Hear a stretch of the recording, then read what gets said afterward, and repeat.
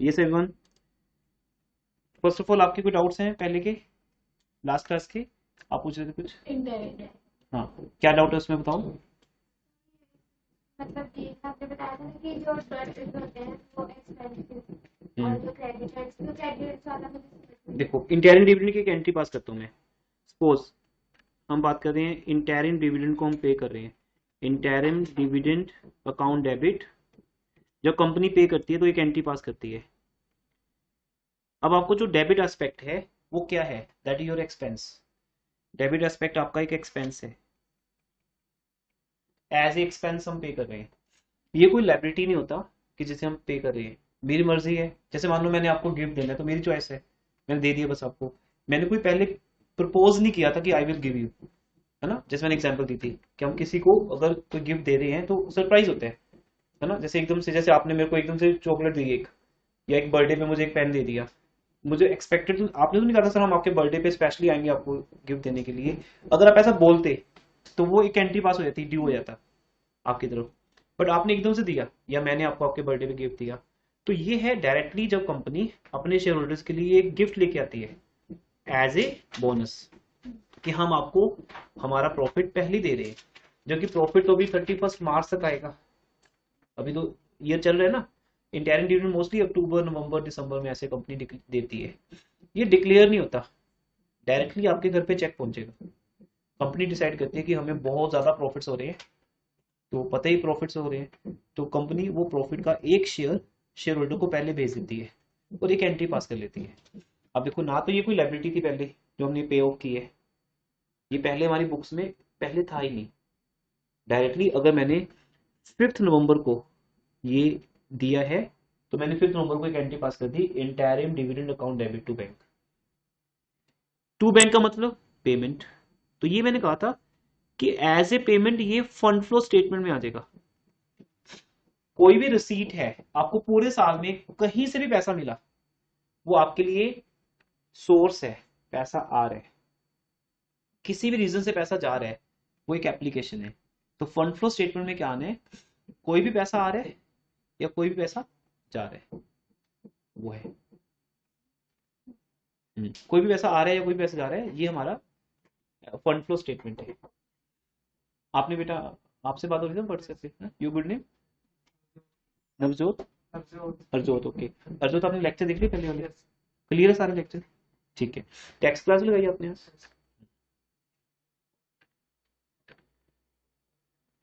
तो first of all interim dividend everyone, it is not a liability, ये just payment है बस, हमें पे करना है। प्रपोज डिविडेंड, पहले हम प्रपोज करते हैं, 31 मार्च को हम प्रपोज कर देते हैं कि हम पे करेंगे आने वाले साल में। तो प्रपोज डिविडेंड आपको ऑलवेज एक करंट लायबिलिटी मिलेगा।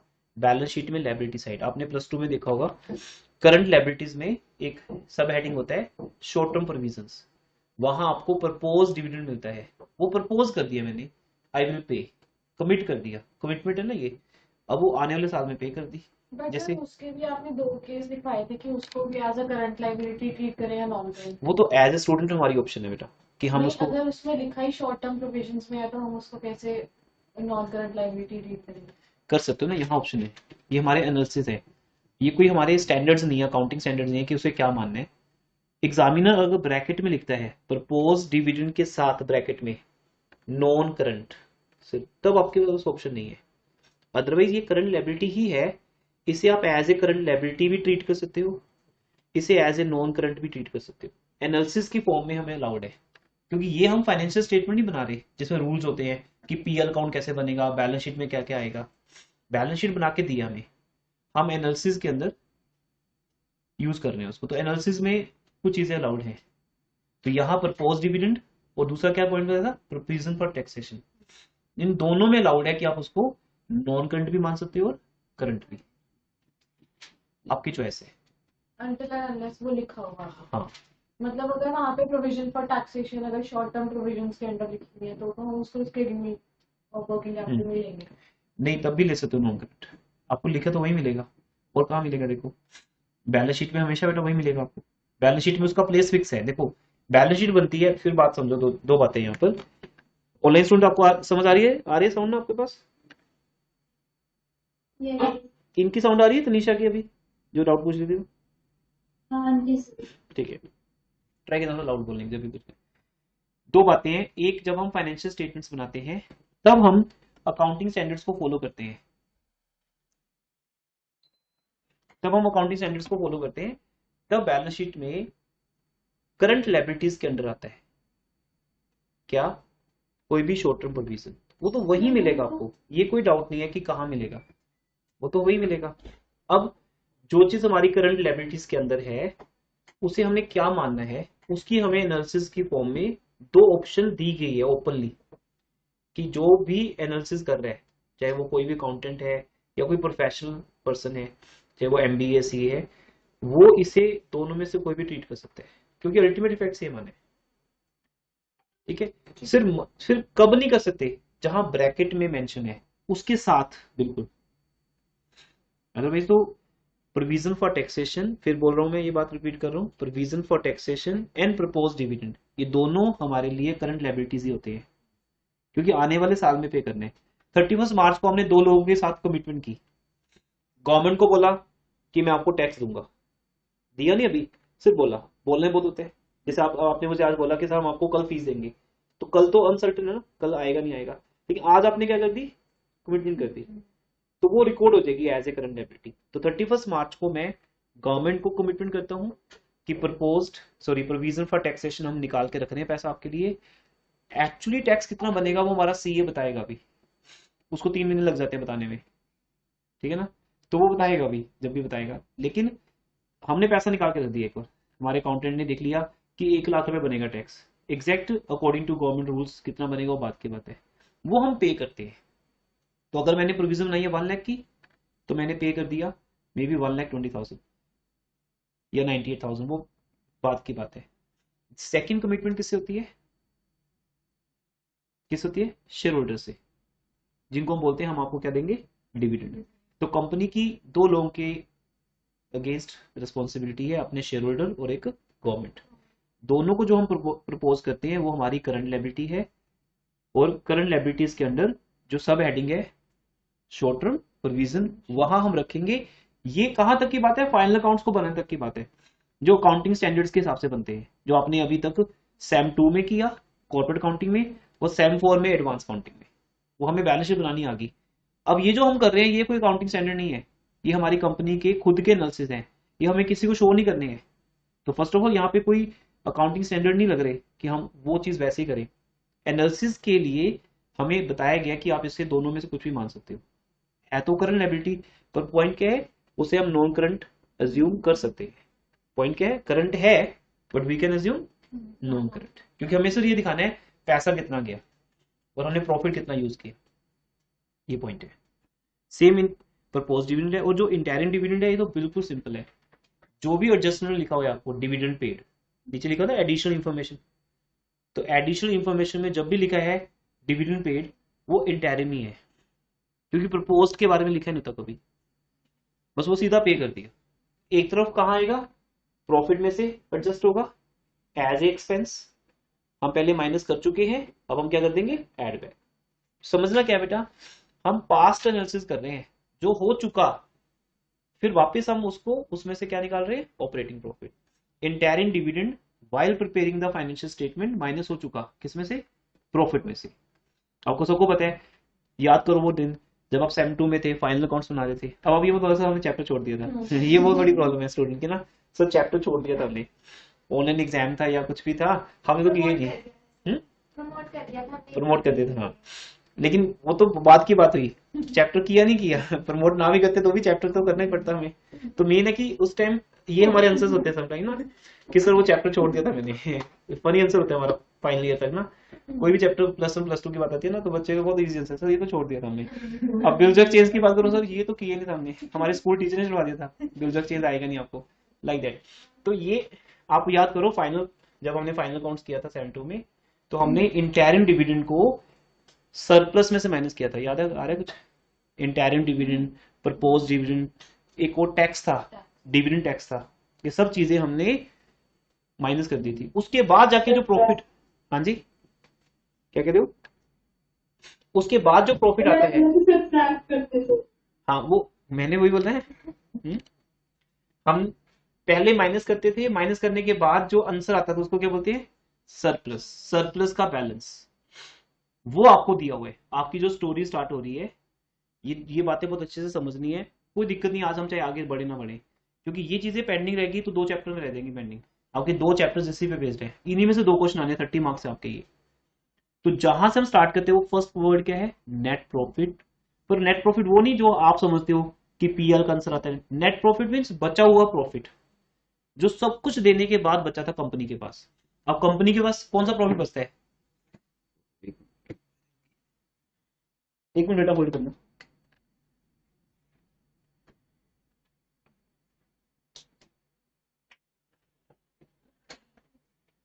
कंपनी के पास कौन सा प्रॉफिट बचता है? 5 चीजों को माइनस करके एवरीथिंग बेटा। जैसे सबसे पहले मैंने हमेशा आपको बताया कि 3 से 4 लोग होते हैं जो लाइन में खड़े होते हैं। सबसे पहले होते हैं debenture holders.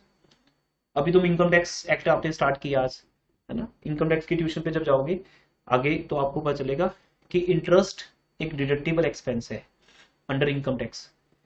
Income tax department आपको ये परमिशन देता है, लेकिन एक लिमिट है कितना हम दिखा सकते हैं। उतना इंटरेस्ट ऑन लोन्स, कंपनी जो भी लोन्स लिए हुए हैं, डिवेंचर होल्डर से पैसा लिया हुआ है, उसका इंटरेस्ट आप माइनस कर सकते हो। उसके बाद जो प्रॉफिट आएगा वो है प्रॉफिट आफ्टर इंटरेस्ट। ये वर्ड सुने ना प्लस 2 में? प्रॉफिट बिफोर इंटरेस्ट और profit after interest.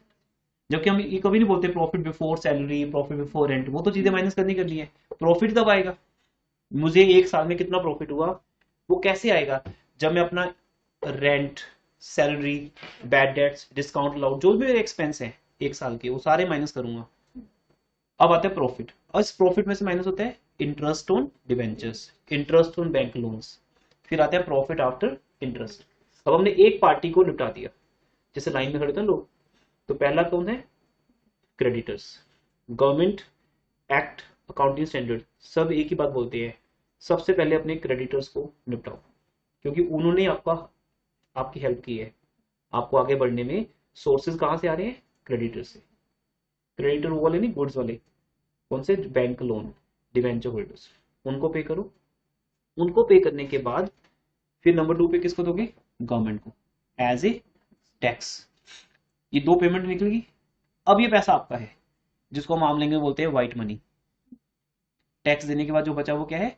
White money. तो जिस मनी पे हम टैक्स दे देते हैं वो व्हाइट मनी बन जाती है, और वो बहुत बड़ी इनकम जो हम दिखाते ही नहीं, वो क्या बन जाती है? Black money. वो तो कहीं दिखती ही नहीं, तो उसके अकाउंट से बात नहीं कर रही हम। तो कंपनी डिवेंचर होल्डर को इंटरेस्ट देके, गवर्नमेंट को टैक्स देके पैसा कहाँ ले आती है? बैलेंस शीट में। ये स्टोरी है जो आप सबको आनी चाहिए कभी भी, है ना? कितनी स्टोरी सुनी आपने? तो ये वो स्टोरी है जो आपको आनी चाहिए। ट्रस्टी क्रो जैसे स्टोरी हम सबने सुनी हुई है, ऐसे वो ग्रीडी डॉग वाली, ऐसे ऐसे ये अकाउंट्स की स्टोरी है जो हम सबको आनी चाहिए। किसी भी वाइवा में आपसे पूछ सकते हैं, कोई भी किसी भी इंटरव्यू में, कि प्रॉफिट एंड लॉस में क्या क्या आता है। 2 पेमेंट आती है वहां पे, एक फाइनेंस कॉस्ट, आपका इंटरेस्ट ऑन डिवेंचर्स, दूसरा गवर्नमेंट का टैक्स। इसको बोलते हैं प्रॉफिट आफ्टर टैक्स। ये प्रॉफिट लेके हम आगे बढ़ते हैं बैलेंस शीट में। बैलेंस शीट में एक पोर्शन है सरप्लस का, रिजर्व्स एंड सरप्लस। सरप्लस के अंदर हम उस प्रॉफिट को लिखते हैं और फिर उसमें से करते हैं एप्रोप्रिएशंस।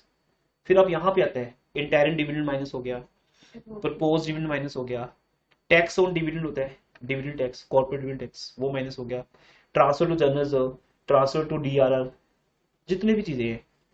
उसके बाद जो प्रॉफिट बचा, मैं उस प्रॉफिट की बात करूं। तो आज के बाद क्लास में मैं जब भी बोलूंगा कि नेट प्रॉफिट, अगर एक स्टूडेंट ने पूछ लिया सर नेट प्रॉफिट कौन से वाला, ये स्टोरी फिर सुननी पड़ेगी आपको, चाहे किसी का डाउट हो या ना हो, क्योंकि पूरी स्टोरी समझानी पड़ती है। तो मैं किस प्रॉफिट की बात करूं? इसे नेट प्रॉफिट बोलते नहीं, आपके माइंड में नेट प्रॉफिट वही शुरू रहते हैं, पीएल का आंसर, वो नहीं, बस प्रॉफिट। लास्ट प्रॉफिट जो कंपनी के पास बच गया था सब कुछ दे के बाद, वो प्रॉफिट, वहां से हम स्टार्ट करते हैं। और वहां से स्टार्ट करके हमें सब ऐड बैक करना है, बस ऐड ही कर देना है। माइनस तो कुछ ही एक आइटम्स है, सारा ऐड ही होना है। इंटायरन डिविडेंड ऐड, जो यहाँ पे पॉइंट अभी डिस्कस हो रहा था कि इंटायरन डिविडेंड जो हमने पहले माइनस कर दिया, सीधा माइनस किया है प्रॉफिट में से। कमिटमेंट नहीं थी कोई हमारी, बस ड्यूरिंग द ईयर मेरी मर्जी है, बस जब दिल करूंगा पे कर दूंगा, कंपनी कहती है, वो हमने ऐड कर देनी है। प्रपोज डिविडेंड ऐड कर दिया, प्रोविजन फॉर टैक्स ऐड किया, ट्रांसफर जनरल रिजर्व ऐड किया, सब ऐड करते थे। हम प्रॉफिट पे पहुंच गए, फिर उसके अंदर नॉन ऑपरेटिंग एक्सपेंसेस ऐड हुए, तब जाके क्या आएगा, ऑपरेटिंग प्रॉफिट। तो हम डिसेंडिंग ऑर्डर में चल रहे हैं। ये एक इनडायरेक्ट मेथड है। कौन सा मेथड है, इनडायरेक्ट।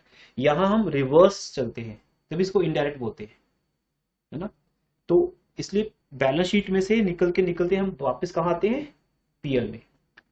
हम पीएल के उस नेट प्रॉफिट तक पहुंचते हैं जो आफ्टर टैक्स था, फिर टैक्स ऐड हो गया, क्या बन गया वो, बिफोर टैक्स। फिर इंटरेस्ट ऑन डिवेंचर ऐड हो गया, क्या बन गया, बिफोर इंटरेस्ट। फिर लॉस ऑफ फायर ऐड हो गया, loss on sale of investment add हो गया, फिर ये बना ऑपरेटिंग प्रॉफिट। जबकि सीधे दो वर्ड्स थे, देखो अगर मैं इसको डायरेक्ट मेथड से करूं तो दो वर्ड सीधे हैं। देखो इधर सबको पता है ग्रोस प्रॉफिट क्या होता है, ये तो यहां से तो शुरू करना ना, +1 शुरू हो जाएगी फिर तो। ग्रोस प्रॉफिट में से अगर मैं ऑपरेटिंग एक्सपेंसेस माइनस कर दूं, मेरा फंड फ्रॉम ऑपरेशन आ गया, सिर्फ एक सिंगल वर्ड से। इसको बोलते हैं डायरेक्ट मेथड, वो आपके सिलेबस में है नहीं, क्योंकि आपको 15 मार्क्स में क्वेश्चन आने। ये तो +1 का क्वेश्चन था 2 मार्क्स का, कि जीपी लो और उसमें से क्या माइनस कर दो, ऑपरेटिंग एक्सपेंसेस जो बिजनेस ऑपरेशंस के हैं। तो that is fund from operation. लेकिन अब हमें यहां से स्टार्ट ना करके, कहां स्टार्ट किया हमने इसको, सरप्लस के डिफरेंस से, डिफरेंस इन सरप्लस। ये मेरी हाइट के हिसाब से ये प्रॉपर नहीं है वॉल्यूम, तो ऐसे बनेंगे बिल्कुल, समझ आ रहा है। Profit difference in surplus. अब इसमें हम प्लस प्लस करते जा रहे हैं, तो हम पहुंचे किस पे, ये पॉइंट है। इसके लिए हमें, क्योंकि जो हमें करना है ना वो ये है, अगर आपको ये नहीं पता होगा कि करना क्या है, फिर मैं सारी स्टोरी सुना दूंगा और आपको कुछ समझ आएगा नहीं, ये चीज है। इसके अंदर मैंने अभी तक दो ही चीजें समझाई हैं आपको, लास्ट क्लास तीन, सॉरी। एक, provision for, tax. Provision for tax. कौन सी प्रोविजन, जो इस साल की है बेटा, क्लोजिंग बैलेंस, या प्रोवाइडेड, जो मैं निकालता हूं एज ए बैलेंस फिगर। अब वो डिटेल आपके पास है, ये लास्ट लेक्चर में। प्रोविजन फॉर टैक्सेशन का कौन बनता है, और उसके अंदर हम एक बैलेंस शीट फिगर निकालते हैं जो हमने इस साल बनाई थी। अगर एडजस्टमेंट नहीं है तो क्लोजिंग बैलेंस ही आपका आंसर है। दूसरा, इंटरिम डिविडेंड ऐड होना है। इंटरिम डिविडेंड पे कोई क्वेश्चन ही नहीं है, क्योंकि इसका ना कोई ओपनिंग बैलेंस है ना कोई क्लोजिंग बैलेंस है, ना ये लायबिलिटी था ना लायबिलिटी बनेगा। जो चीज मैंने नवंबर में पे कर दी सीधा आपको, उसका रिकॉर्ड ना अप्रैल में था ना आने वाली मार्च में है, वो तो इन बिटवीन गए और गिफ्ट दे दिया बस शेयर होल्डर्स को। दूसरा, तीसरा सॉरी, प्रपोज्ड डिविडेंड। यहां तक क्लियर है, फिर हम आगे बढ़ेंगे। ये मेरा प्रीवियस क्लास तक का लेक्चर है। मेरा कोई इंटरेस्ट नहीं होता आगे बढ़ने का जब तक आपको डाउट है। ये पॉलिसी शुरू से रही है +1 से आपके साथ, इनमें डाउट है तो हम आज फिर लेक्चर रिपीट कर सकते हैं, आपके कहने में कोई दिक्कत नहीं है। बताइए, कोई क्लियर है सबको ये, चले आगे। अब ये 3 एडजस्टमेंट हो चुके हैं हमारी आपके साथ लास्ट क्लास में, ये चेक कर लो, 3 ही थी ना। नंबर 1 थी ये, नंबर 2 प्रपोज डिविडेंड थी, नंबर 3 इंटरिम। आपकी कॉपीज पे यहां तक के नोट्स बन चुके हैं, ओके।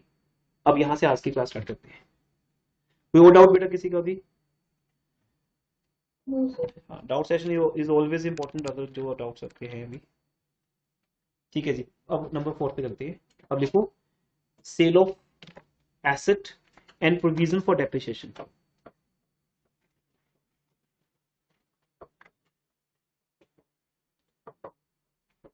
एक मिनट के लिए होल्ड करो बेटा। अरे सुन रहे हो सबको, हाँ लिख लिया हेडिंग सबने, क्या हेडिंग आज का, हाँ, sale of asset and provision for depreciation. वैसे आप सब लोग एक्सपेक्टेड हो कि आप सबको ऑलरेडी आता है, ये +2 में किया हुआ है हमने, पर मैं बहुत डिटेल में समझा रहा हूँ as a basic.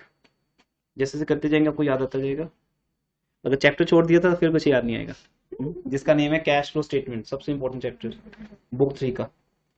Cash flow या फंड फ्लो एडजस्टमेंट सेम है दोनों की।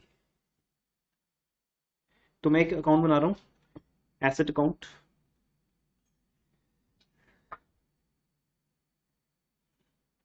बनाइए बेटा। मैं कोई नेम लिखता, मैं लिख रहा हूँ फिक्स्ड एसेट,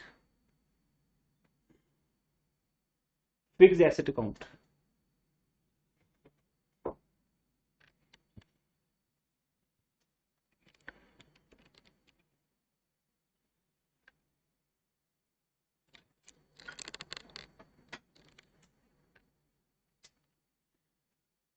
ओपनिंग बैलेंस, ये बताओ किस तरफ आएगा ओपनिंग बैलेंस? Debit side.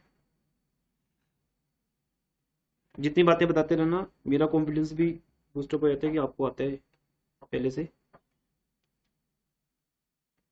नहीं कोई प्रॉब्लम नहीं, वो डिटेल में करेंगे, नहीं भी आता होगा समझ आ जाएगा,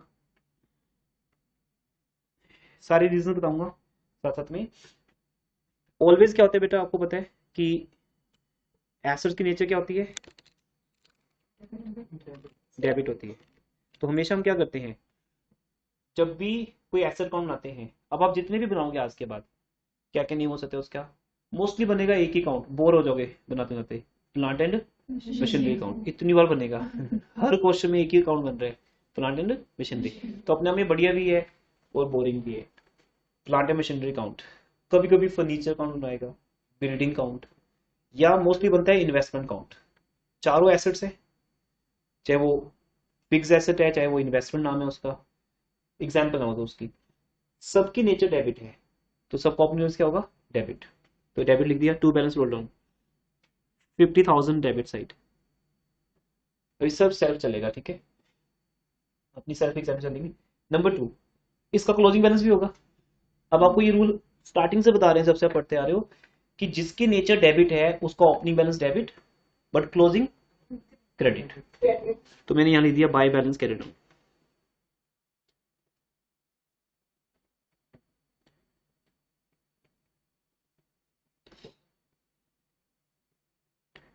टोटल कर दिया, तो ये हमारी ये एक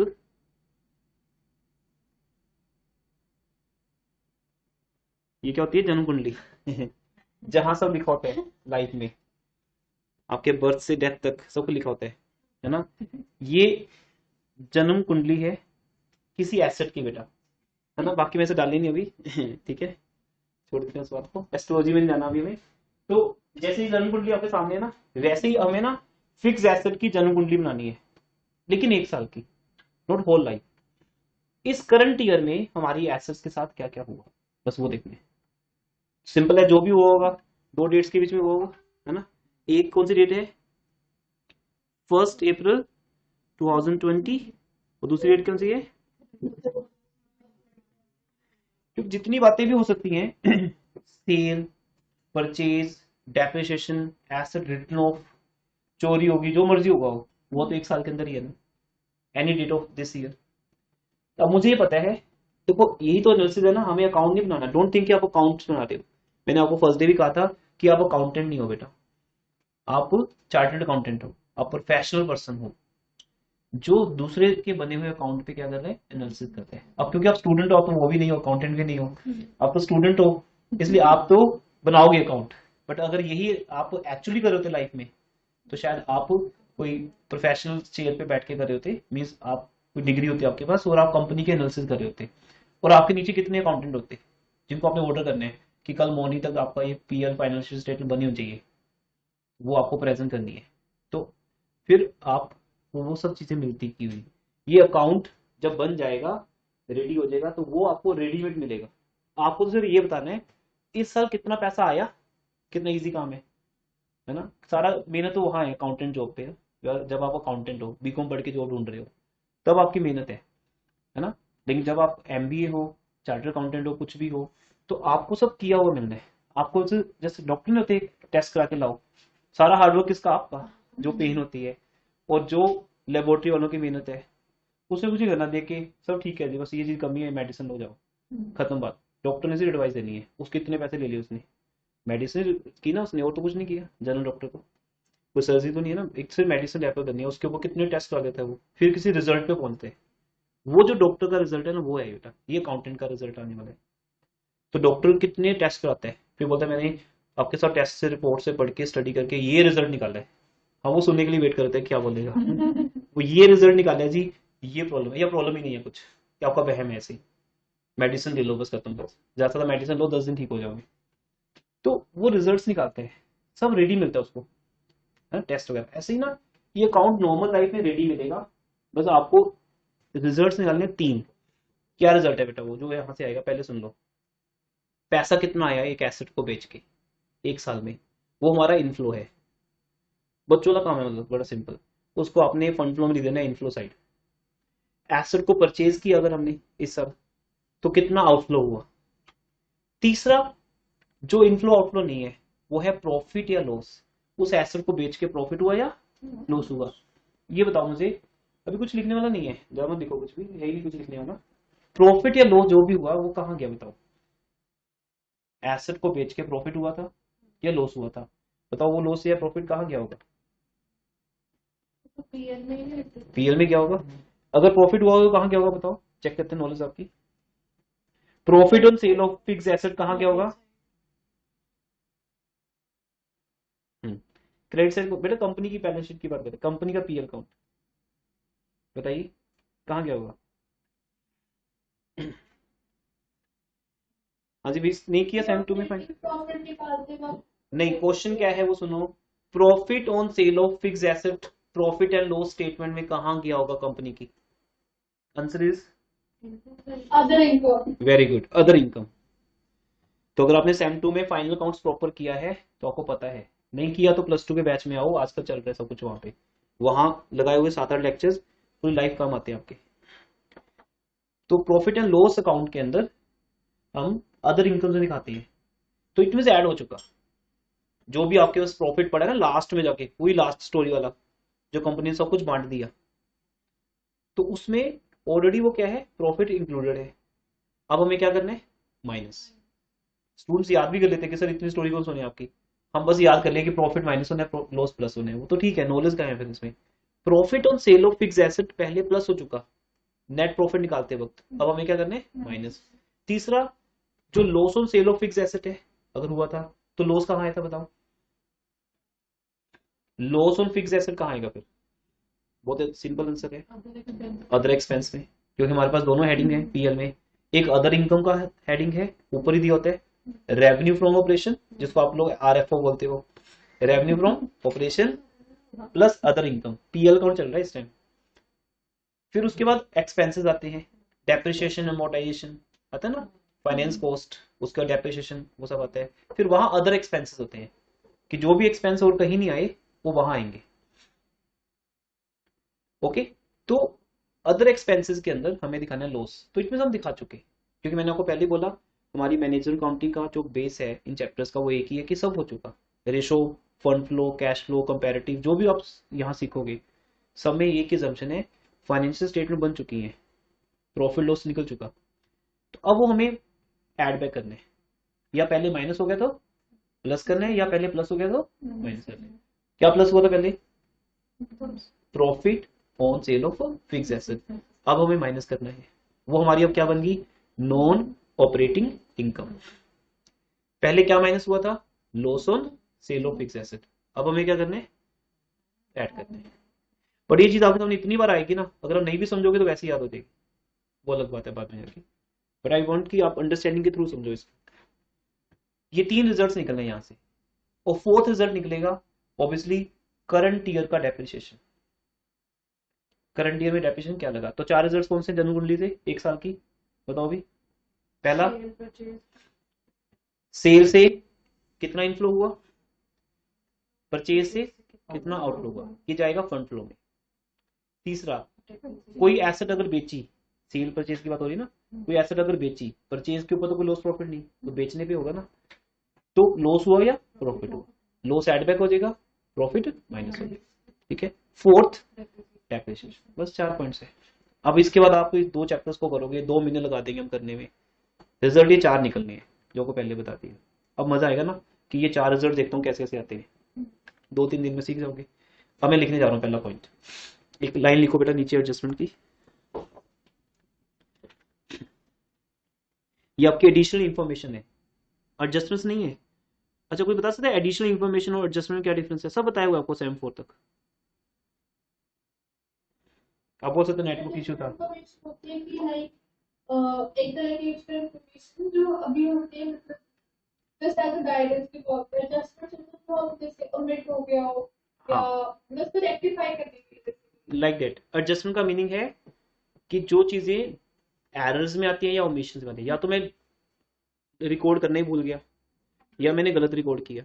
ऐसा ना एग्जाम में क्वेश्चन दो तो करने भूल गए, दो क्वेश्चन गलत कर दिए, चारों ही गलत हो गए। वो है एडजस्टमेंट कि भी आप कंपार्टमेंट में जाके एडजस्टमेंट करनी पड़ेगी। ठीक है, दो भूल गए दो गलत किए, वो है एडजस्टमेंट। ये है एडिशनल इंफॉर्मेशन। इसके ये होता है बेटा क्या हुआ था। जब आप किसी को बताते हो ना कि मेरे एग्जाम में इस बार चार क्वेश्चन आए थे, चारों मुझे आते थे या चारों नहीं आते थे, वो क्या है, एडिशनल इंफॉर्मेशन।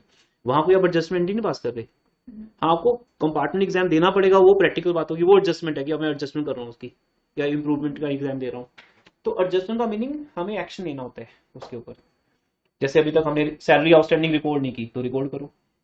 सैलरी आउटस्टैंडिंग ज्यादा रिकॉर्ड होगी, उसे कम करो। एरर्स एंड ओमिशंस, ये याद रखो हमेशा as a account student. When anyone ask you कि what is adjustment, additional information is just knowledge कि पास्ट में क्या हुआ था। अब मैं वो बताने जा रहा हूँ कि इस जन्म कुंडली में क्या हुआ था एक साल में, इस एसेट के साथ क्या हुआ था, है ना। जैसा बता दो कि अपने बारे में कोई बात कि मेरे साथ ऐसा हुआ देखो, तो ऐसे ही इस एसेट के साथ क्या हुआ था देखो। अ पार्ट ऑफ, वही सुनी बात है आपकी, अ पार्ट ऑफ प्लांट या machinery,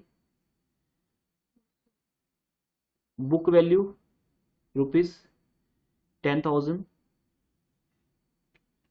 a part of plant, book value, book value ठीक है वो बीवी, book value rupees 10,000, sold at loss of 2,000। अब इस बात का क्या रिजल्ट है बेटा। अभी हम कोई बुक्स नहीं कर रहे, कोई क्वेश्चन नहीं कर रहे, बिल्कुल फ्री माइंड होके इसका मीनिंग सोचो। That is called concentration. इसका मीनिंग है जैसे जाके ये 2000 के लॉस से बेची 8,000। 8,000 में बेची बस, है ना। अब रिजल्ट आ गया, पैसे कितने आए, 8,000। लिख दो बस by bank, by bank sale. कितने की सेल हुई, 8,000 की सेल हुई, बाय बैंक 8,000। लॉस कितना हुआ, 2,000 बाय लॉस ऑन सेल। और ये सब आपने पहले किया हुआ है, अभी सिंपल बेसिक चल रहे हैं, आपको याद भी आता जाएगा। याद ना आए तो फिर प्रॉब्लम है, तो आपको वरी होना चाहिए कि याद क्यों नहीं आ रहा। सॉरी 8,000 लिखना था। ठीक है जी, 2,000 का लॉस हो गया। अब हमने परचेज भी की होगी एसेट, जो बैलेंस फिगर आएगी वो अपने आप क्या आ जाएगी, परचेज आएगी। अब देखो परचेज आ रही है नहीं आ रही। एक सिंपल पॉइंट अगर देखिए, लिखने पे ध्यान कम रखो बेटा, बाद में कॉपी हो जाएगा, 1 मिनट ले लेना बाद में, कोई इशू नहीं है।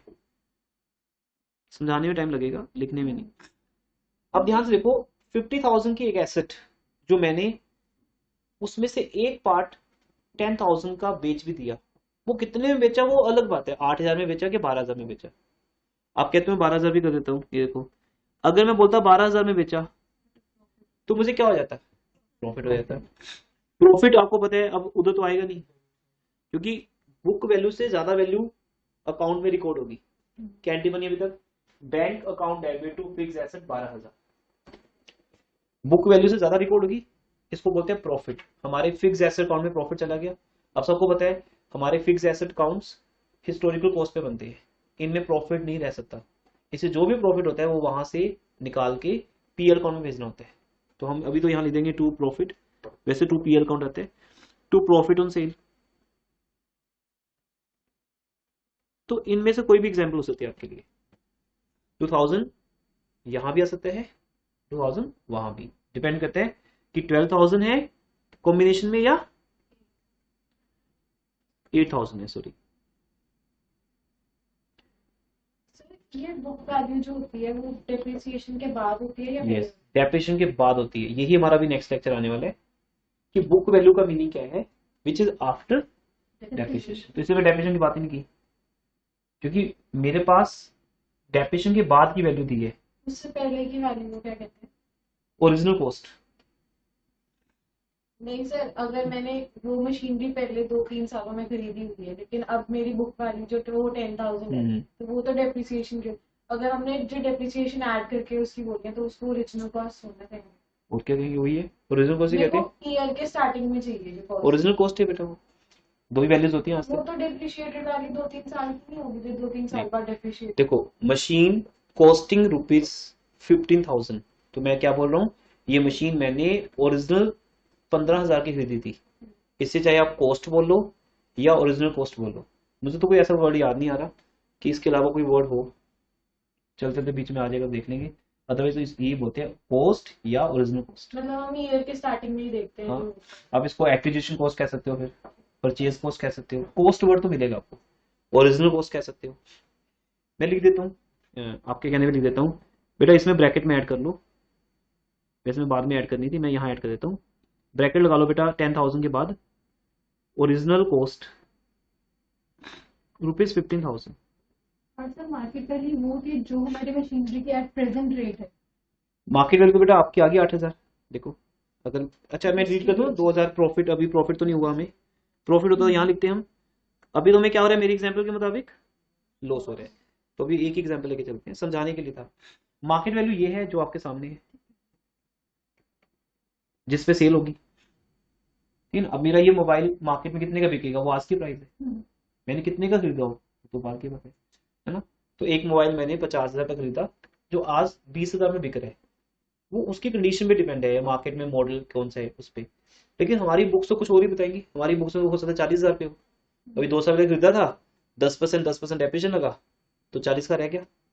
अब जो मोबाइल 40 का रह गया, 40 का बिकेगा क्या, 2 साल के बाद वैसी वैल्यू खत्म है उसकी। वो मार्केट कंडीशन है, जो टेक्नोलॉजी के ऊपर ऑब्सलीट वाला पार्ट है, कि टेक्नोलॉजी की वैल्यू बहुत कम हो जाती है। बट हमारी बुक्स में थोड़ी होता है, हमारी बुक्स तो क्या करती है, ट्रेडिशनल फॉर्म में डेप्रिसिएशन लगाती है। मोबाइल पे डेप्रिसिएशन लगाना कितना लाउड है, 10% 20%, वो लगता जाएगा। मार्केट वैल्यू है जब हम बेचेंगे उस दिन, वो हमें मिल रही है। साल के एंड स्टार्टिंग में जो वैल्यू है उसको हम बुक करेंगे। हाँ, स्टार्टिंग स्टार्टिंग में की नहीं, बात नहीं हो एंड रही, में। स्टार्टिंग की बात नहीं हो रही, एंड की बात, जिस दिन हम बेच रहे हैं बेटा, एंड ही है ना ईयर का हमारे पास। अब हम ईयर के एंड पे तो बढ़े। बिगिनिंग में जो होगी वो ओरिजिनल कॉस्ट होगी और जो एंड में नहीं नहीं, होगी। मैं करेक्ट करता हूँ। देखो, एक एसेट मैंने, लिसन एवरीवन, एक एसेट मैंने 1 अप्रैल 2020 को, सॉरी 16 को परचेज की। देखो ये रिपेयरिंग वर्क है, ये इस चैप्टर में हमें जरूरी करना है। आपके डाउट जो भी पूछ लेना, फिर ये सब चीजें आगे के लिए खत्म हो जाएंगी जब हम आगे बढ़ेंगे। 1 अप्रैल 2016 को हमने एक एसेट परचेज की 50,000 की। अब बताओ कौन सी वैल्यू बताऊं इसकी, 31 मार्च 2017 को बताऊं। मान लो वो रहेगी 45,000 की। तो ये 50,000 ओरिजिनल कॉस्ट है, ये बुक वैल्यू है। फिर यही वैल्यू 1 अप्रैल को आ गई, अगले साल चली गई। फिर अगले साल का डेप्रिसिएशन माइनस हुआ, वट एवर जो भी होने, तो 40,000 की आ गई, बुक वैल्यू आ गई। मुझे तो सिर्फ दो वैल्यूज ही पता है। अब आप बताओ आपका डाउट कहाँ है। एक होती है ओरिजिनल कॉस्ट, एक होती है बुक वैल्यू। इसी का नाम है return down value. Book value को क्या बोल देते हैं, रिटर्न डाउन वैल्यू। इसी का नाम है डिमिनिशिंग वैल्यू। ये इनके नाम है। इसका नाम है ओरिजिनल कॉस्ट, एक्विजिशन कॉस्ट, जिसमें इंस्टॉलेशन वगैरह सब डाल के बोलते हैं। बस वही वैल्यूज है। अब आप किस डेट को बेच रहे हो, उस दिन भी बुक वैल्यू रहेगी। अब करते करते हम 31 मार्च 2020 को आ गए। उस दिन ये मेरी बुक्स में 10,000 की रह गई थी, इसलिए क्वेश्चन में क्या लिखा है, part of machine, book value 10,000। तो सिर्फ एक वैल्यू ओरिजिनल कॉस्ट होते हैं जिसे हमने परचेज की है। उसके बाद हर साल डेप्रिसिएशन माइनस होते हैं, बुक वैल्यू, अगले साल का माइनस हुआ, बुक वैल्यू, अगले साल का माइनस हुआ, बुक वैल्यू। बुक वैल्यू चलती रहती है बस फिर तो इसलिए अब मैंने अगर यहाँ बेची, ये कौन सी डेट है बेटा, ये डेट है 31 मार्च 2021, क्योंकि हमारा ईयर चल रहा है क्लोजिंग, ये वाला डेट। तो 31 मार्च 2021 को जब मैंने वो एसेट बेची, एसेट बेचने से पहले मैं कहाँ देखूंगा, बुक्स में। बुक्स में मेरी कितनी वैल्यू है, 10,000।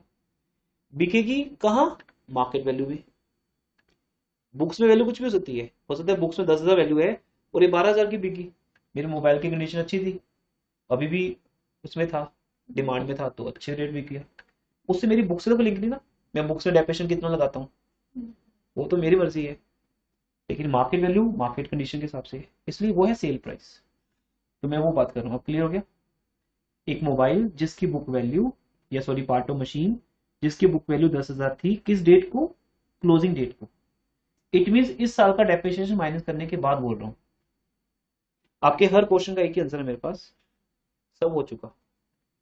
अभी आप ये नहीं कह सकते डेप्रिसिएशन लगाओ, हम अकाउंटेंट नहीं है, हम एनालिसिस है, हम एनालिसिस कर रहे हैं। तो एनालिसिस करते वक्त डेप्रिसिएशन लगने के बाद ही दिया हुआ है हमें जो दिए, तो ये 10,000 वैल्यू दी है डेप्रिसिएशन लगने के बाद, ठीक है। अब डेप्रिसिएशन लगने से पहले कितनी थी, शायद 15,000 की। कब, 1 अप्रैल को, उस पर 1 साल का क्या लग गया, डेप्रिसिएशन। तो ये बातों में जाने की जरूरत ही नहीं, आप कौन सा अकाउंटेंट हो। अगर आप +1 बैच हो फिर इन बातों के ऊपर डिस्कशन है कि हमें डेप्रिसिएशन लगा के दिखाना है, लगाना नहीं है भाई, सब हो चुका। इसलिए आपकी फर्स्ट 31 मार्च को 10,000 वैल्यू है, और वो 10,000 वैल्यू आपने बेची 8,000 में या 12,000 में, कोई भी एग्जाम्पल हो सकती है, उससे सिर्फ लॉस या प्रॉफिट कंसर्न है। वो दूसरा बैंक अमाउंट ज्यादा होगी या कम होगी। तो जैसे आप 12,000 बोलोगे, मैं 2,000 का प्रॉफिट दिखा दूंगा, वो आपके साथ डिस्कस हो गया। चलिए आगे। अब ये बताओ कि इस अकाउंट का बैलेंस शीट फिगर क्या आ रहा है, 20,000। 50,000 डेबिट साइड है और क्रेडिट से कितने हैं, 70,000। और अगर मैं सीधे बोलूं ऐसे, देखो इधर बेसिक्स को समझना बेटा, प्रेजेंटेशन तो वही रहेगी, हर स्टूडेंट एक ही प्रेजेंटेशन करता है, लेकिन बेसिक्स को कोई कोई समझता है। 50,000 की मशीन में से 10,000 की मशीन गई, मैं इस पॉइंट पे था उस टाइम, कितने में गई वो इंपॉर्टेंट नहीं है। 12 में गई तो प्रॉफिट हो गया 2,000, 8 में गई तो 2,000 का लॉस हो गया, गई तो 10,000 की ना, मेरी बुक वैल्यू 10,000 कम होगी। जैसे मान लो यहाँ पे अभी 12 टेबल्स पड़े हैं, मान लो यहाँ पे, इसमें से एक निकाल दो तो ये 11 रहेगी, और वो टेबल फ्री में दे दिया किसी को, मैंने चैरिटी में दे दिया, तो भी गया ना, यहाँ तो नहीं पड़ा ना वो, या मैंने बुक वैल्यू से ज्यादा में बेच दिया। तो एक बात समझना, एसेट किसी भी रेट बेचो, वो बुक वैल्यू से ही अकाउंट में से डिलीट होती है। जैसे अभी आपके सामने 10,000 ही नजर आ रहा है आपको, 8 + 2 कितना हो गया, 10। अगर आप बोलोगे सर 12,000 कर लो, फिर 12,000 बोलते ही 2,000 इधर आ जाएगा, तब भी आपको कितने नजर आ रहे हैं, 10,000 नजर आ रहे हैं आपको।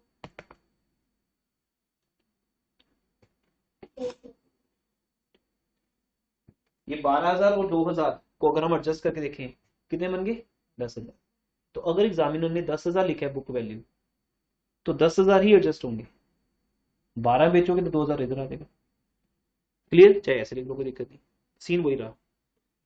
अब आप देखो 50 में से 10 माइनस हुए, अब 10 और 2 अलग अलग लिखे हुए हमने, पर वो क्या शो कर रहे हैं, 10 बुक वैल्यू।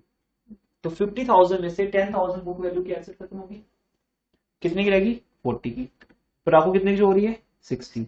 इट इज पक्का हमने इस साल क्या किए, परचेज किए।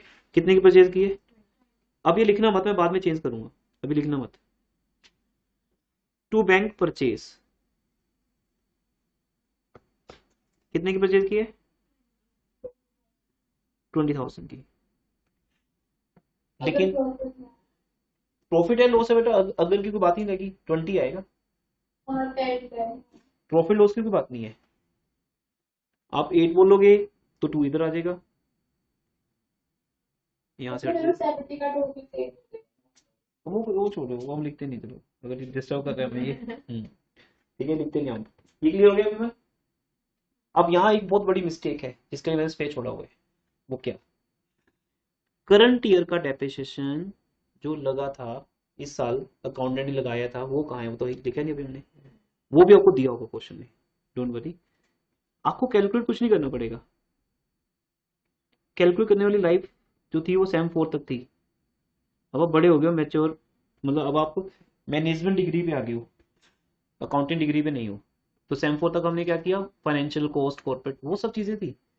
अभी एनालिसिस करते हुए वो मैं बार बार बोलता रहूँगा, जब तक आपके अंदर फील नहीं आएगा जब आपके अंदर फील आएगा तो आप ऐसे बैठोगे कि जैसे मैनेजर डायरेक्टर बैठते हैं ना, जैसे चेयर पे वैसे बैठोगे। पहले आप स्टूडेंट बन के बैठते थे, तो ये फील लाओ अपने अंदर कि हम अकाउंटेंट नहीं है ना, हम चार्टर्ड अकाउंटेंट है, एमबीए है, वट एक मैनेजमेंट के टॉप मैनेजमेंट समझते हो ये वर्ड, मिडिल और लोअर मैनेजमेंट नहीं हो, आप किस में हो, टॉप मैनेजमेंट में। तो वहां आपके पास सब कुछ तैयार रहता है, अब आप किसी को बोलोगे डेप्रिसिएशन बता के कितने, वो अकाउंटेंट है हमारा जो लगा रहता है अकाउंट्स बनाने के लिए, उसको पता है डेप्रिसिएशन के मेथड्स कौन से हैं, रेट क्या है, उसने बस आपको अमाउंट बतानी है। तो उसने बता दिया इस साल जो डेप्रिसिएशन लगे वो 18,000 लगे। अब इस 18,000 का मीनिंग क्या वो पूछना है मैंने आपसे। तो मैं 45 मिनट्स एक ही अकाउंट पे लगाऊंगा आज, और फिर इसके बाद आपको कुछ नया नहीं मिलेगा बुक्स में, सब आपको पहले से आता होगा, उस चीज का मजा है। तो ध्यान समझना, इस बात को छोड़ना मत किसी पॉइंट को ना। इस 18,000 में कौन कौन सा डेप्रिसिएशन है, ये एनालिसिस आपके लगाने वाले ने लगा के दिखा दिया, आपको 18,000 आ गया जी। अब आपको एक अकाउंटेंट से तो एक्सपीरियंस हो ना, अगर आप चार्टर्ड अकाउंटेंट हो या कोई और हो, अब आपको पता है ये 18,000 किस किस पे लगा होगा, वो मुझे चाहिए आपसे। किस किस का पहले, एक तो जो ये ब्रॉडबैंड वाला बैलेंस है, एंड जो हमने सेल किया है। जो एक तो ब्रॉडबैंड बैलेंस है 50,000, 50 उसमें से तो 10,000 से सेल हुई है ना, तो 40 पे जो 10,000 की सेल हुई है उस पे लगा होगा, उस पे लगा होगा, पे लगा होगा, लेकिन वो ऑलरेडी चार्ज नहीं है। वही कह रहा हूँ, वो तो 18,000 के अंदर इंक्लूड है जो भी लगा है। मुझे आपने सिर्फ बताना है कि इस 18,000 में, मैं आपको हिंट दे देता हूँ, डायरेक्शन। 18,000 में 3 तरह के डेप्रिसिएशन है, अब आपका आंसर क्या क्या है बता दो जल्दी से। इस 18,000 में 3 तरह के डेप्रिसिएशन है बेटा। अच्छा मैंने एक तो एक मिनट एक मिनट बेटा, एक मिनट, मैंने किस दिन बेची वो बताता हूँ मैं। ये मैंने 1 अगस्त को बेची है, 1 अगस्त 2020 को बेची है एसेट। ड्यूरिंग द ईयर कभी भी अगस्त नवंबर कोई भी डेट लिख लो, हमें कौन सा रेट लगा के एक्चुअली निकालना है। 40 और 38 की पूरी परचेज कब की है? अकाउंटेंट नहीं बनना ना कि कितने मंथ्स का वो फील आओ अपने अंदर। जब अगर मैं ये कह रहा हूँ तो जरूरी है ना, तभी कह रहा हूँ। आप बोलो कि 40 पे लगा होगा, ये आपका 40 स्टाइल, पे full हाँ rate एटीट्यूड होता है आपका, हाँ लगा होगा 40 पे। कैसे लगा होगा हमारा काम है, वो गरीब लोगों का काम है, वो कर दिया उन्होंने। वो जो लोग फाइनेंशियल अकाउंटिंग करते हैं +1 में बैठ के, उन लोगों का काम है। हो गया मतलब जो होना था। बस आपने बताना किस किस पे लगा होगा, बस वो आंसर है आपका। किस पे? 40 पे 40 पे, 10 पे 10 अगस्त तक, बाकी फिर बन गया अकाउंटेंट। हाँ, जब तक अकड़ के बैठोगे नहीं वो फील आएगा नहीं, आप तो स्टूडेंट की तरह बैठ रहे हो। हाँ जी, दूसरा 38 किस पे आएगा? 38 38 पे, हाँ बस ये एनालिसिस है हमारे। तो यहाँ 3 तरह के डेप्रिसिएशन लगेंगे। एक 40,000 पे पूरे साल का, वो अकाउंटिंग वाली बात होगी। दूसरा 10,000 पे लगा है अगस्त तक का, ठीक है, तो आपके माइंड में सेट हो जाएगा ना कि इस पे लगा है पूरे साल का 12 महीने का, इस पे लगा है अगस्त तक का 5 मंथ्स का, सॉरी 4 मंथ्स, या 1 अगस्त तक 4 मंथ्स हो गया, जुलाई तक हो गया मतलब। और 38,000 पे लगा है सम, बिकॉज मुझे डेट पता नहीं, अगर मैं डेट लिख दूंगा तो क्लियर हो जाएगा। ये मैंने 1 नवंबर को परचेज की है, तो आप बोल दोगे नवंबर दिसंबर जनवरी फरवरी मार्च, कितने मंथ्स? 5 मंथ्स। देखो हमें कितने लेक्चर हो गए अभी, तो हमने क्वेश्चन भी स्टार्ट नहीं किए बुक के प्रॉपर ना, क्योंकि ये बेसिक्स अगर आपको क्लियर होगी, ये आप समझो सिर्फ थर्ड ईयर के लिए नहीं पढ़ रहे, आगे के लिए भी पढ़ रहे हो। मैंने फर्स्ट डे समझाई थी बात आपको, बहुत इंपॉर्टेंट है। तो ये 3 डेफिनेशन आपको नजर आ रहे हैं यहाँ पे, और एक फिगर 18,000। कैलकुलेट करने की बात आएगी तो वो हमें रेट देंगे, डेट्स देंगे, कैलकुलेट करने के लिए चाहिए रेट एंड डेट, कब बेची कब खरीदी, रेट क्या है, फिर मेथड कौन सा है। तो वो सब चीज़ हमें चाहिए नहीं, क्योंकि वो या तो सैम 1 में था फाइनेंशियल अकाउंटिंग, या +1 में थी, अभी कहीं नहीं है। अभी हमें ये 18,000 दिए हैं, बस आपको नॉलेज होगी, ये आपके लिए जरूरी है कि 18,000 किस पे लगा। फिर आपके माइंड में क्वेश्चन नहीं आएगा कि सर इस पे लगा नहीं लगा। देखो आप जैसे तनीषा पूछ रहे थे कि इस 10,000 पे डेफिनेशन लग चुका, हाँ लग चुका, ये देखो 10,000 पे लग चुका 4 मंथ्स का। अब हम अंडरस्टूड हो गए ना, लग चुका। दूसरा 40,000 पे लग चुका पूरे साल का। तीसरा जो हमने एसेट बीच में जाके परचेज की 38,000 की, ये 38,000 उसकी कौन सी कॉस्ट है इस साल? ओरिजिनल कॉस्ट, ओसी लिख दिया मैंने, ओरिजिनल कॉस्ट। इन तीनों पे डेप्रिसिएशन लगा 18,000, ये आपको दिया हो जाएगा, कभी भी आपको कैलकुलेट नहीं करना पड़ेगा, डोंट वरी। मैनेजमेंट अकाउंटिंग का मतलब सब कुछ करके दिया हुआ है, आपने यहाँ लिख दिया। अब देखो क्या दो साइड्स इक्वल होगी, कितना आ गया। इसलिए बेटा मैंने इसको जन्म कुंडली बोला था। डे 1 से डे एंड, 1 अप्रैल से 31 मार्च के बीच में हमारी एसेट्स के साथ क्या क्या हुआ, ये आपको अकाउंटेंट बना के देगा। आप स्टूडेंट हो इसलिए आपको बनाना पड़ा। अब यहां से आप पढ़ के बता सकते हो। ये अब आपके एनालिसिस शुरू हो गए। ये एनालिसिस नहीं है, it was a working note. वो आपको इसलिए बनाना पड़ रहा है क्योंकि आपको एग्जाम में स्टूडेंट के तौर पे एज्यूम किया जाता है कि आप बनाओ, खुद बनाओ। आपको बना के देखिए प्रैक्टिकल लाइफ में ये बना के दिया जाएगा बाय द अकाउंटेंट। अब आपको एनालिसिस करनी है। वो एनालिसिस कहाँ जाएंगे, फंड फ्लो स्टेटमेंट में। तो पहला एनालिसिस नंबर 1 बोलने जा रहा हूँ बेटा, sale of fix asset 8000 inflow. Fund flow की किस साइड आएगा, आप लेफ्ट और राइट बोल सकते हो, डेबिट क्रेडिट तो होता नहीं उसमें, लेफ्ट और राइट। ना 2 बाय है, 2 बाय मत बोलना, डेबिट क्रेडिट नहीं बोल सकते, लेफ्ट राइट। मैं बना देता हूँ यहाँ पे आपके लिए। सोर्सेज। हाँ, सोर्सेज एंड एप्लीकेशन। और हर चीज पे टाइम लग रहा है बिकॉज 2 चैप्टर्स का एक साथ कर रहे हूँ, बेसिक सेम रहेंगे। ये फंड फ्लो स्टेटमेंट है एवरीवन। इसकी डेबिट साइड पर सोर्सेज है, डेबिट बाय चांस बोला गया, लेफ्ट साइड पे सोर्सेज है और राइट साइड पे एप्लीकेशन। बिकॉज पैसा पहले आता है फिर बाद में खर्च होता है, इसका कोई डाउट ही नहीं। बेटा आज आप 5000 खर्च करके आओ, और सर दो दो खर्च करते थे। तो खर्च करना तो बहुत ईजी है, वो बहुत इंटरेस्टिंग काम है। हम नीचे जाते ही खर्च कर देंगे। अब दो, और पेरेंट्स अगर आपको 5000 दे और बोले कि घर नहीं आना बिना खर्च किए, बोलोगे व्हाई नॉट, ये तो हो जाएगा। बहुत ईजी वर्क है। कमा के लाना फिर मुश्किल है कि आज आते हुए 5000 कमा के लाना, आप घूमते रहोगे ऐसे जाओगे कि नहीं हो पाया। पर अगर आपको 5000 दे दिया जाए, बोलो वो तो कोई बात ही नहीं, अभी फ्रेंड्स को बोलते हैं पार्टी में खत्म पैसे, घंटे में खत्म। 5000 उड़ाना कोई मुश्किल बात थोड़ी है। तो सोर्स चाहिए, तभी आप बर्थडे पे पेरेंट्स से पैसे मांगते हो कि गिव मी 2000, मैंने अपने फ्रेंड्स को पार्टी देनी है। तो पहले सोर्स क्रिएट करते हो, जब मिल जाता है फिर तो फ्रेंड्स को मैसेज कर देते हो। नहीं वो तो बर्थडे क्या यार, ऐसे ही इसमें क्या इतने बड़े हो गए, बर्थडे बनाएंगे अब हम, क्योंकि पैसे नहीं मिले हमें। सीधी सी बात यह है कि पेरेंट्स से पैसे मिले नहीं, क्यों, पेरेंट्स से बोल दिया कोई पैसे नहीं है, बर्थडे मतलब एक विश दे देंगे हम आपको, बस और कुछ नहीं है, केक ले आओ जैसा था। लेकिन आपको 2000 नहीं मिले, आपको 2000 नहीं मिले, ठीक है, ब्लेसिंग्स मिल गई लेकिन 2000 नहीं मिले। 2000 के बिना आप व्हाट्सएप कर नहीं सकते, है ना। तो जैसे 2000 मिले व्हाट्सएप डाल दिया कि आज हम मिल रहे हैं वहां पे, है ना। सोर्स और एप्लीकेशन ये हमारी लाइफ का पार्ट है ना। आपसे मुझे पैसा मिलेगा तो मैं खर्च करूंगा, नहीं मैं आगे भी बोल दूंगा आज तो है नहीं पैसे, बात खत्म। इसलिए सोर्स को लेफ्ट साइड रखा गया, अकाउंट्स में हर चीज का लॉजिक है, और एप्लीकेशंस को राइट साइड। अब आपको लाइफ में याद रहेगा, लेफ्ट राइट बोलने से बेटर है हम क्या बोले, source and application. Left right तो लेमन वर्ड है, फिर फायदा क्या फिर हमें अकाउंट्स पढ़ने। तो आज का बोलोगे सोर्स या एप्लीकेशन। हाँ जी 8000 आया सेलो मशीन से, क्या बना हमारा सोर्स, यहाँ लिख दिया सेल ऑफ प्लांट 8000 सोर्स। उसके बाद पैसा गया, यस गया, अभी किस पे गया पैसा,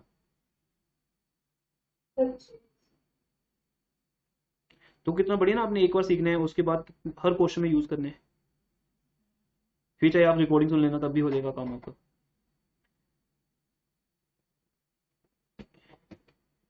सामने बैठ के नहीं भी पढ़ सकते अगर। तो 8000 आया और 38,000 गया, सोर्स एंड एप्लीकेशन, सिंपल। उसके अलावा यहाँ कुछ नहीं आएगा, क्योंकि हमारा फंड फ्लो स्टेटमेंट तो 2 चीजों पे बेस्ड है। पैसे की बात करो बस, क्या आया क्या गया। लॉस प्रॉफिट कौन संभालेगा, पीएल अकाउंट। अब हम साथ में बना रहे हैं बेटा पीएल एडजस्टमेंट अकाउंट। मैंने आपको पहले भी हिंट दिया था, हमारा लास्ट लेक्चर इसी पे हुआ था, बीच में एक क्लास मिस भी हो गई थी। देखो हम इस चैप्टर में सबसे इंपॉर्टेंट चीज है हमारी, फंड फ्लो स्टेटमेंट इंपॉर्टेंट नहीं है, ये तो बच्चों का काम है, पैसा आ रहा है चला गया, 2 बार बनाएंगे समझ आ जाएगा। एक तरफ सोर्स है और एक तरफ एप्लीकेशन। अब बोलो tax paid, application, dividend paid, propose paid, interim paid, है ना, सब एप्लीकेशन है। Issue debentures source, issue shares source, redemption debentures application, redemption preference share application, ये सारा पैसा। तो पैसे की गेम है फंड फ्लो स्टेटमेंट, क्योंकि फंड फ्लो स्टेटमेंट का मीनिंग क्या है, change in funds. Funds means working capital. Working capital का जो सबसे मेन कंटेंट है वो है बैंक बैलेंस, बैंक। तो जो इंपॉर्टेंट चीज है ना एज ए स्टूडेंट समझने के लिए, वो है हमारा पीएल एडजस्टमेंट अकाउंट, जो लास्ट क्लास में हमने आपको लेक्चर दिया था, जहां से हम फंड फ्रॉम ऑपरेशन निकालते हैं, ये हमारा एक आंसर होता है। और ये डिपेंड करता है कि हमारे इस साल के प्रॉफिट को निकालते वक्त क्या क्या माइनस हुआ था और क्या क्या प्लस हुआ था। इसकी स्टोरी मैंने आपको आज भी सुना दी दोबारा फिर से, कि ये प्रॉफिट कौन सा प्रॉफिट है, जो लास्ट में बच गया था, जो दो सरप्लस का डिफरेंस है। सरप्लस का क्लोजिंग बैलेंस है 30,000 और ओपनिंग बैलेंस है 12,000। तो बेटा इट मीन्स इस साल हमें कितना प्रॉफिट बच गया था बैलेंस शीट में, 18,000। किसके बाद बच गया था, सब करने के बाद, मतलब डिवेंचर होल्डर्स को इंटरेस्ट, गवर्नमेंट को टैक्स, शेयर होल्डर्स को डिविडेंड, रिजर्व्स को ट्रांसफर, सब करने के बाद 18,000 बच गया था। अब बस इस 18,000 में ऐड करते जाओ, वापस पहुंच जाओगे ऑपरेटिंग प्रॉफिट पे। इतनी सी गेम है जो हम एक महीना खेलेंगे, आराम से एंजॉय करते रहो, खेलते रहो। To loss on sale of plant, it mean वो 2,000 भी तो माइनस हुए होंगे। और आपके लिए सबसे बढ़िया क्या है बेटा, फंड फ्लो में कोई अकाउंटिंग स्टैंडर्ड्स नहीं है। अकाउंटिंग स्टैंडर्ड कहाँ है, कैश फ्लो स्टेटमेंट में। अकाउंटिंग स्टैंडर्ड 3 याद होगा आपको, हमारा थर्ड अकाउंटिंग स्टैंडर्ड है, जो ये कहता है कि हर कंपनी को कैश फ्लो स्टेटमेंट बनानी पड़ेगी एक प्रोफोर्मा में। वहां लिमिटेशन हो देंगी कि पहले कौन सी चीज लिखो, बाद में कौन सी। आपको +2 का याद आ रहा होगा, 3 एक्टिविटीज है, ऑपरेटिंग, इन्वेस्टिंग, फाइनेंसिंग। इससे उसको हम हमेशा नंबर 2 पे रखते हैं चैप्टर को। फंड फ्लो के बाद हम रेशोज कर लेंगे, फिर बाद में कैश फ्लो करेंगे। तो लेकिन यहाँ तो इतना बढ़िया ना, बस आपको ऐड करना है। आपको दिल करता है नहीं सर मेरा दिल करता है यहाँ लिखना है, तो यहाँ लिख ले, कोई बात नहीं, यहाँ लिख ले, एक ही बात है, क्या फर्क पड़ गया उससे। यहाँ कोई सीक्वेंस नहीं, मतलब कि पहले कौन सा बाद में कौन सा, चाहे पहले लॉस ऑन प्रॉफिट लिख लो या पहले डिवेंचर इंटरेस्ट लिख लो, कुछ लिख लो। तो हमने 2,000 यहाँ लिख देना बेटा, to loss on sale of fix asset. अगर प्रॉफिट हुआ तो क्रेडिट साइड, क्योंकि वो हमें नेट प्रॉफिट में से क्या करना है, माइनस। अब गेम क्या है कि जब हम यहां लिखेंगे by profit on sale of fix asset,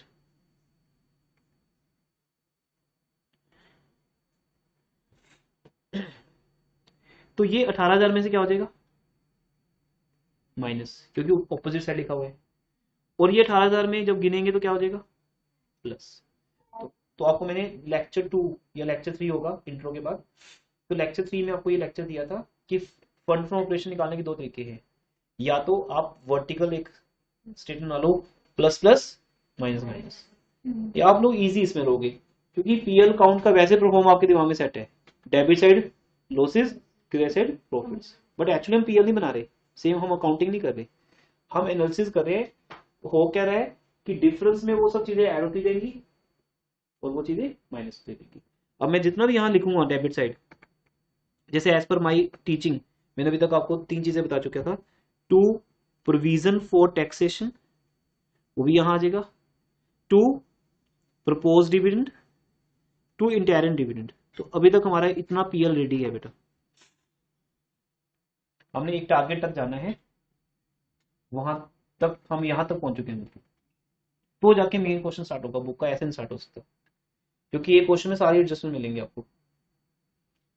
clear, ये काम करना है हमें। फिक्स एसेट कौन क्लियर है ना। 2 मिनट बस बेटा, मैं ज्यादा वो नहीं लिखे जाऊंगा। ये जो अकाउंट है हमारे पास, ये सिर्फ ये बताना है ये अकाउंट किस पे बना है, ताकि नेक्स्ट डे का लेक्चर डिसाइड हो जाए। हमारे पास फिक्स एसेट अकाउंट 2 तरह का होता है, एक जो ओरिजिनल कॉस्ट पे बनता है और दूसरा जो बुक वैल्यू पे बनता है। ये किस पे बना है, बुक वैल्यू पे बना है या ओरिजिनल कॉस्ट पे बना है। बुक वैल्यू बने, कैसे पहचाना है आपको, बुक वैल्यू पे राइट आंसर है, कैसे बने। नहीं तो शुरू ही हम 15,000 से करते हैं मशीन। अगर कॉस्ट एफर्ट गिवन है ना, नहीं गिवन, अब क्या कुछ नहीं लिखा हुआ है। वो तो हमेशा होता है 1 अप्रैल को, क्योंकि ओपनिंग बैलेंस 1 अप्रैल को होते हैं। बुक वाली रुपीस नहीं कुछ नहीं लिखा बेटा, जो आपका आंसर हो चाहिए वो तो आंसर दे रहे हो। कोई 2-3 सालों की डेप्रिसिएशन थोड़ा ना माइनस की है, एक ही साल की। ये सही ट्रैक है, इस पे चलो। जो तनीषा कह रहे हैं कुछ ऐसा है, क्योंकि फिर लेक्चर 2 आएगा वैसे तो ये जो ड्रॉडाउन बैलेंस होगा वो डेफिनेशन होगा। कैसे पता आपको? इस अकाउंट को देख के कैसे समझ आ रहा है, बस वो मुझे चाहिए आपसे। बुक वैल्यू पे बनाए या ओरिजिनल कॉस्ट पे बनाए अकाउंट? एक बड़ा सिंपल सा आंसर है इसका। लेकिन आज इस ईयर में लेके आए हैं। नहीं, इसका सिंपल आंसर है, अभी आप लेट हो रहे हो इसलिए बता रहा हूँ। नहीं तो अभी इसके साथ ना आधे घंटे लेक्चर और अटैच था, बट वो अब नहीं कर रहे। क्योंकि अब हमने आज स्टार्ट ही लेट किया बहुत ज्यादा। टेक्स्ट क्लास ही 8:15 तक, 7:15 चली सॉरी।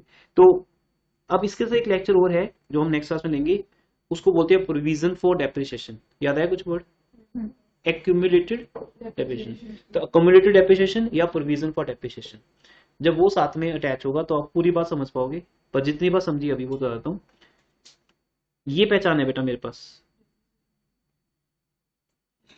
कोई आगे पीछे की बात नहीं करनी। आपने बोलना है कि सर अगर हम डेप्रिसिएशन मशीन अकाउंट में दिखा रहे हैं, फिक्स एसेट अकाउंट में दिखा रहे हैं, इससे बड़ा प्रूफ और क्या चाहिए? हमारी एसेट अकाउंट किस पे बन रहा है? नेट वैल्यू पे, बुक वैल्यू पे। क्योंकि हम करंट ईयर का डेप्रिसिएशन इटसेल्फ माइनस कर रहे हैं। अब जो वैल्यू आई 60,000 वो किस पे आई?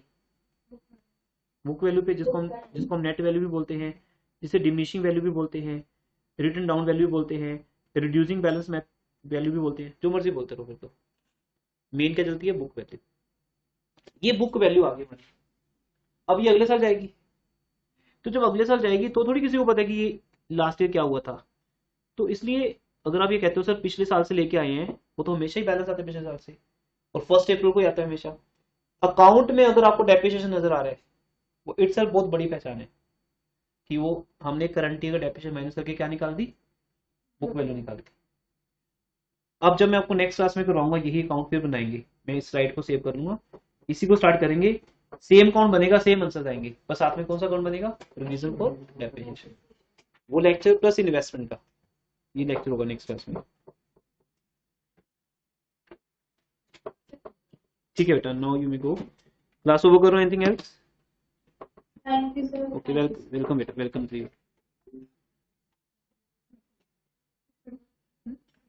ज्यादा लेट तो नहीं हो गया आप लोग कोई भी?